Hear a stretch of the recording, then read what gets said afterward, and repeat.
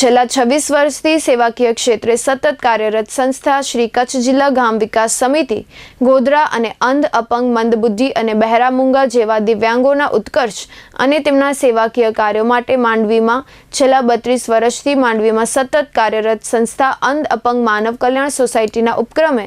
દાતા પરિવાર કચ્છના વતન પ્રેમી માતૃશ્રી જયાવંતીબેન વિજયસિંહ ટોપરાણી મસ્કત ઓમાન માંડવી તરફથી તારીખ 20મી જાન્યુઆરીએ સોમવારના રોજ માંડવીના સેવા મંડળના મંછારામ બાપુના વાડામાં યોજાયેલા એક સમારોહમાં માંડવીના મામલતદાર શ્રી વિનોદભાઈ ગોકલાણી અને દાતાના પ્રતિનિધિ દિલીપભાઈ ટોપરાણીના મુખ્ય મહેમાન પદે માંડવીના જરૂરતમંદ 11 બહેનોને સિલાઈ મશીન ભેટ આપીને આત્મનિર્ભર બનાવાયા હતા।